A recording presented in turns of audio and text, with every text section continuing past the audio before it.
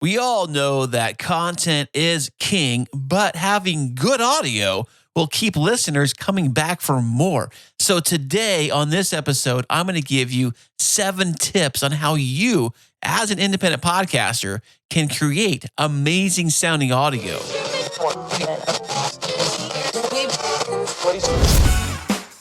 Sound matters. Be heard. Welcome to the podcast where you get exclusive behind-the-scenes tips to make your own show sound truly spectacular. This is Podtastic Audio. Hey, what's happening? How are you doing today? How is that podcast of yours coming along? You know, I want to say thank you so much for being here.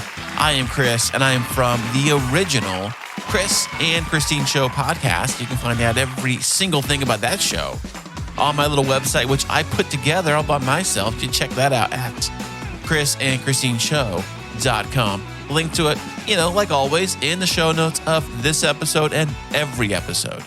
So, welcome to Podtastic Audio. As we head into December, I just realized I am now officially on episode 130. Wow. I never even thought I'd get past episode 10 or 50. 130 episodes, official episodes, not including bonus episodes. I know I do sprinkle in some bonus episodes in from time to time. And this, I'm just talking strictly about the regular episodes, episode 130. Hey, which episode number are you on right now? Do you even count your episodes? I know some people do, and some people don't. They just put the, name of the topic in the show notes and they just call it a day. But however you do your podcast, maybe you're stuck on episode 0 and that you have not even started recording your podcast because maybe it's all of the tech that's kind of confusing you. Or perhaps maybe you have an idea of what the show should be like or should sound like, or maybe you have a concept or an idea, or maybe just an outline that you kind of put together of topics and bullet points and things that you wanted to discuss on your upcoming future podcast adventure.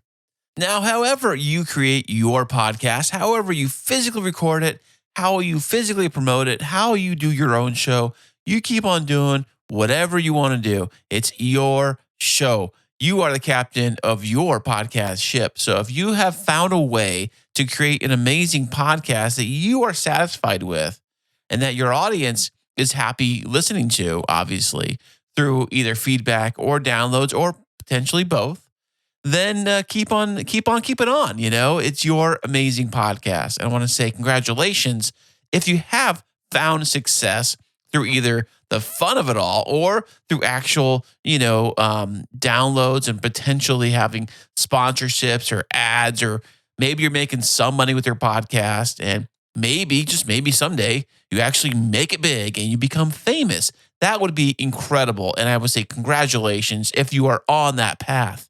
But for the rest of us mere mortals here, we are just doing a regular indie podcast. And I know that although I do make this look very easy, I make it sound very easy, there's a lot of work and effort that goes into every single podcast that I either record, create, produce, all the podcasting stuff that I've been involved with in some way or another.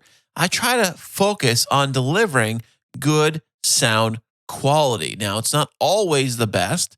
In fact, this room I'm in right now, this podcasting space, it's not designed for audio recording at all. It's just our spare bedroom / office / podcasting studio / podcast office, really what this room is. It is not designed at all for audio recording, meaning that it has solid tile floors, solid walls, a solid desk, solid objects in here. It does have a futon that you can make into a couch or a bed. We have it as a guest room, which is what it will be transformed into as soon as I finish recording this podcast episode. So it becomes a queen size bed, and I have got queen size sheets and all the regular stuff, and becomes a bedroom for guests when they do come in. So as I record this episode, the very next week, as this episode comes out, we are having company coming over here, and I will be on vacation mode Another vacation. Yeah, I know. You're like, Chris, don't you go on a ton of vacations every year?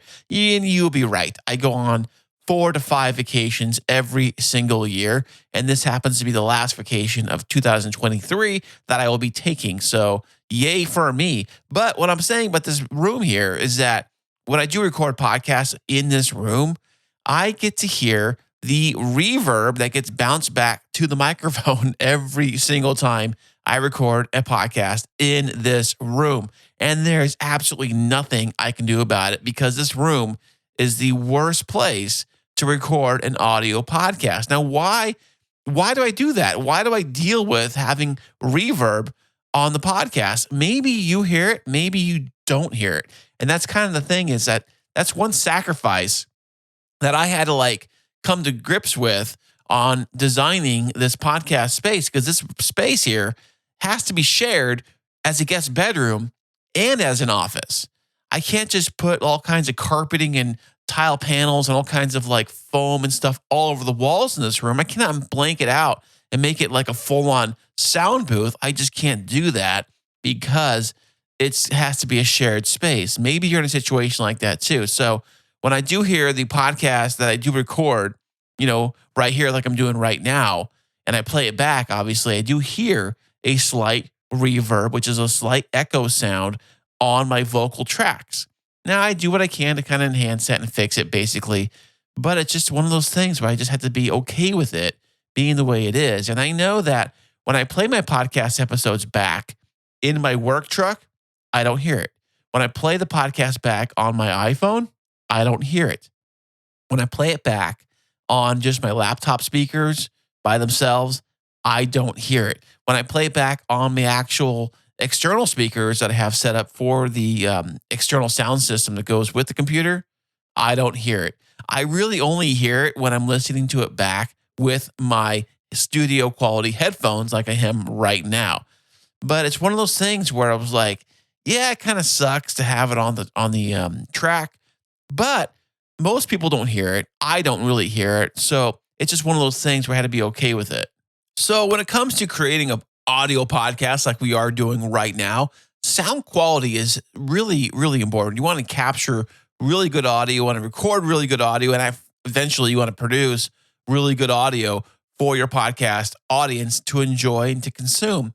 Now, one good reason why audio quality is very important is because in the vast world of so many different shows out there that anybody can choose from, especially shows in your own category, in your own niche, there is plenty of shows to choose from, unless you're so subcategory, say your show is about, I don't know, chameleon breeding or something like that, super niche.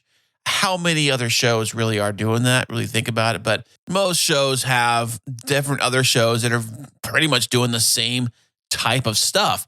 I mean, even look at true crime, for example. There's a bunch of different true crime shows out there. And not only that, there's different versions of true crime shows that are out there. So one way to make your show stand apart from all the other shows that are out there is to make your show sound the best it possibly can.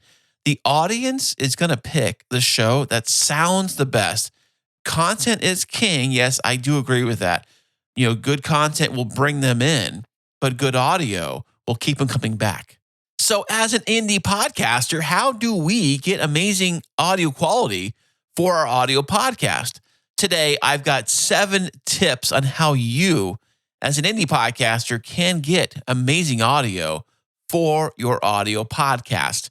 Now, starting off with number 1. Do you want to guess what number 1 is? Well, it's probably the main tool that all of us audio podcasters use to record anything, and that is a microphone. You see, you want to invest in a good microphone. Now, I've made this mistake of picking out the basic, garbage, cheapest microphones possible, because when you start out, you don't know if you're actually going to enjoy doing the podcast or not enjoy doing the podcast. So you decide to just, dip your toes in it and not jump full in, just get a little bit, just get the basic gear. And some shows don't even get that. They just use whatever laptop microphones they possibly can. A quality microphone is essential for clear and crisp audio. We all want the audio to sound amazing. Microphones like the Samsung Q2U or the Audio-Technica ATR 2100X are popular choices for beginners because these are XLR/USB microphones. They offer better sound quality and preferred by even advanced podcasters like to use these microphones. You can plug them directly into a computer directly, or you can plug them through an interface like I have right now. In fact, I actually gave my client one of these microphones so they can record their podcast with it. Now, he doesn't have a ton of gear. He just has it plugged in right into a regular laptop directly. No extra stuff, just the Samsung Q2U. And here is what he sounds like on their most recent episode. You will need inspections. You will need a carb inspection once next year and twice every year after that. So if you didn't hate the Golden State before, gives you another reason maybe to dislike it strongly. But this is one of the busiest regions for relocation in the country. So it is important that we get this done. And I believe it's a competitive advantage to those who can come in and out of California. So that does sound fairly good. And I did do some enhancing on it, but basically a microphone is what you really need to get good audio. And you pretty much can get a good audio from a Samsung Q2U. Those retail for about $70. So for $70, you can be podcasting, have great sound right out of the box. Now, moving on, if you want to enhance that microphone, moving on to tip number 2, you can use pop filters and windshields. You see, a pop filter reduces plosives like the P and B sounds, and windshields help minimize background noise and wind interference. So, for example, like this microphone, all I have on it is just a pop filter, which is like a big fuzzy thing or a foam thing that goes over the actual microphone. I have one of those on my microphone right here. But other than a big windshield, I do not have a windshield on this microphone. I probably could, and it probably might actually, and I think about it, it might actually take down some of that actual like reverb sound if I put a pop filter on here. I might do that just to see what happens, but I've been doing the show this way with this setup I have, which is a Rode PodMic microphone with the pop filter on top of it, and that's what I've been using, and it works fairly well. I like the look of it. I like the way it sounds. I've got 3 of these microphones, so I can have 3 people in this room, although it does get a little crowded in this small space because this room isn't very big. So, both of these things can be attached to your microphone very easily, and they can improve the sound quality of your show by simply adding a pop filter and a windscreen. Add them both. See what happens. It just might help improve the sound quality of your show. So moving on to tip number 3. Now, that is you want to select the right recording environment. Don't do what I'm doing, which is recording this thing in like the worst sound environment possible to record a podcast. And I know there's sometimes you just got to record where you got to record. It just happens to be the only place in your location that you can set up your podcast studio. And I understand it's not always optimal to, do a podcast in your closet, because the closet is a great place to do a podcast because the clothing actually will absorb like most of the sound, and the sound quality will get sucked up, and there'll be like more of a denser sound. Definitely, absolutely no reverb at all. I think reverb is probably the one killer of most podcasts. One key thing that I have been able to tone down the reverb in this room is because I talk really, really close to the microphone. The closer you get to the microphone, the less reverb you're going to get. Not saying you're going to get rid of all of it, but you're going to get rid of a lot of it because you're talking really close to the microphone.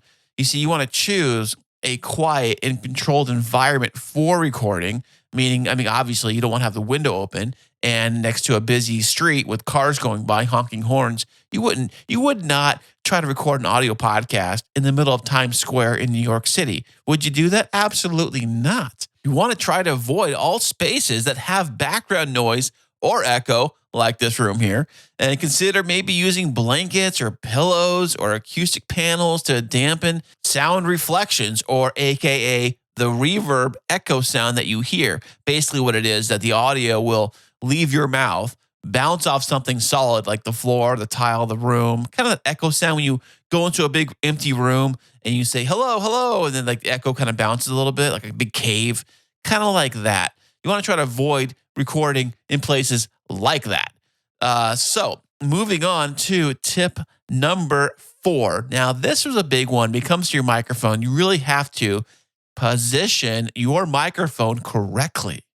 How do you do that? Because I know that the famous Blue Yeti microphone, I've seen it being misused all the time. Or what people do is they will put on their desk like 4 feet from them and be talking because they're on the camera. They don't want the camera to pick up the microphone. Who wants the microphone in the camera shot, right? So put your microphone out of the shot, which can cause a lot of that echo sound we were just talking about. Experiment with placing your microphone in a optimal position that really works for you. Generally say like maybe a few inches away from your mouth, and slightly off center can reduce plosive sounds and capture your voice effectively. And that's what you really want to do, is all about how you can capture and record your vocals. Means the world of difference when you create an amazing sounding podcast. So moving on to tip number 5. Now, tip number 5 is one thing that most people, at least anybody in podcasting, no matter what kind of microphone they use, no matter how they record their show, using good editing software really comes in handy. That's what tip number 5 is all about. You see, the post-production is essential for refining your podcast sound. Use audio editing software like Audacity or Adobe Audition. I prefer Audacity because it's free and does a lot of cool things for any podcast out there. You can use this to really clean up your background noise, eliminate pauses. That's more of like, if you had to think about something and stood there for like a minute thinking before you said something, you can clean that out. You can really chop that up. And when you come to editing, you can use your editing to really enhance the overall audio quality of the entire podcast show. So, moving on to number 6, staying within the realm of audio editing. You see, you want to normalize and equalize your audio because trust me, it really sucks if one person is talking really quiet and the other person is talking really loud, or one person's plosives are spiking off the roof and the other person's super quiet like a mouse.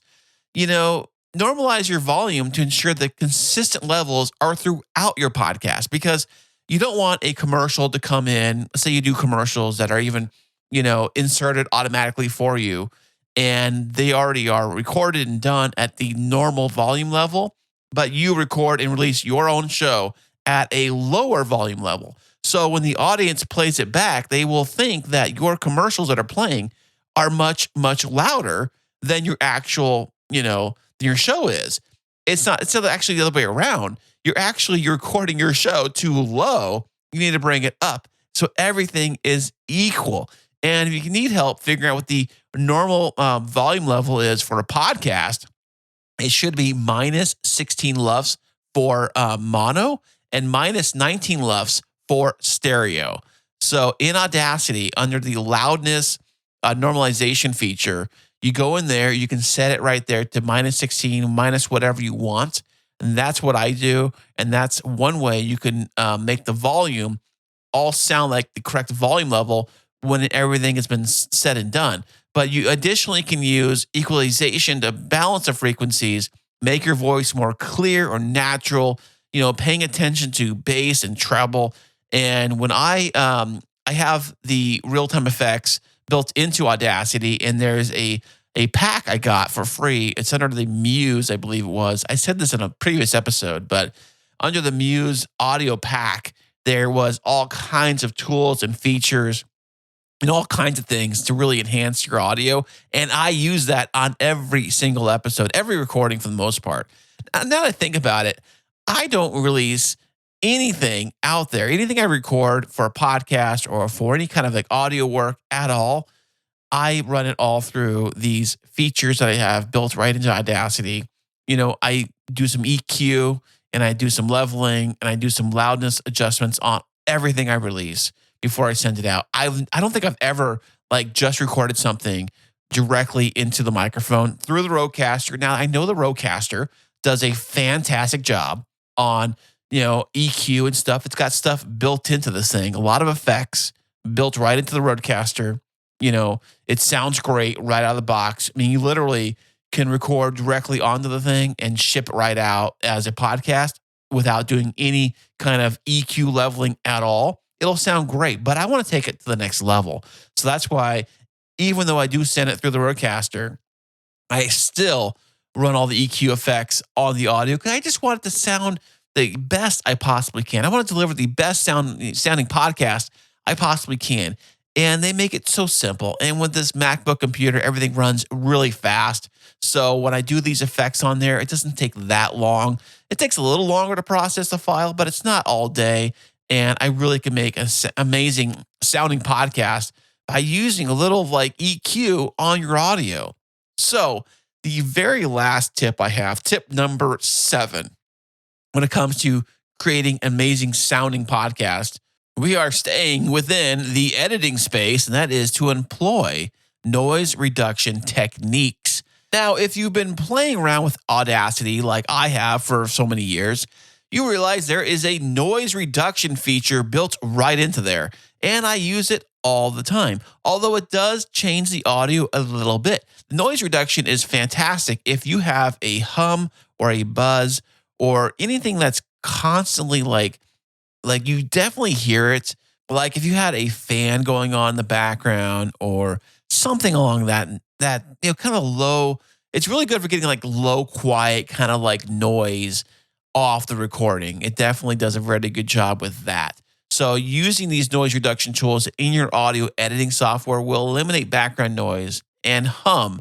But be cautious because these tools, like any of these kind of tools, if you overuse them, like I have, it sometimes will make the audio, the actual vocals, sound more tinny kind of sound, it won't sound quite right. It won't sound as natural as it should. And you're like, and one thing that you realize is that sometimes if you go too much with all of these, tools we have today with the noise reduction and all the EQ stuff, you start tweaking things a little too much. Eventually, sometimes your audio may come out the other end like, whoa, it doesn't really even sound like me anymore. It sounds more like a robot or something kind of goofy. It just sounds a little off. So when you do employ some of these tools and features within any software that we have, maybe just do a little bit at a time. A little can go a long way because you want to try it just a little bit here and there and see if you like that sound. Then push it a little further and see if you like it any better or not. That's what I kind of do. I just do a little bit with all these little tools we have built right into Audacity and the real-time effects. I just do like probably maybe 10 to 15% worth on all the different effects I use. I only use maybe like 5 or 6 maybe at the most for each audio track. And even then, I only put it like 15, maybe 20% worth for each one because I don't know what it is with this setup I have, but it seems like it actually, if you crank it above 50%, you really hear a major difference. And I don't want to change it that much to where it starts to sound like something completely different than what actually was recorded. Because I do like the way things get recorded for the most part, aside from the slight echo I have in this room. Other than that, I do like the way things sound coming off the Rodecaster and going right into my recording software directly because I'm recording this going through the Rodecaster. It's going right to Audacity and it's being taped right now. But remember, achieving great sound quality is an iterative process. Regularly listen to your podcast, gather feedback, and make adjustments as needed. Your show is never set in stone. You always can evolve your show.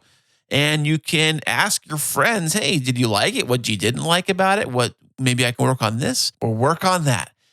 Consistency in creating sound quality contributes to a more professional and engaging podcast. And that's what you want, is for your listeners to be engaged with your podcast. And they're going to hear you and you're going to sound amazing. And they're going to keep on keeping on and keep on listening to your podcast. Hey, thanks again for listening. I am also on social media. Yeah, check that out. You can find me on Twitter on Podtastic A. And if you go over to the gram, that is the Instagram, you can find me under Podtastic Audio. Very simple.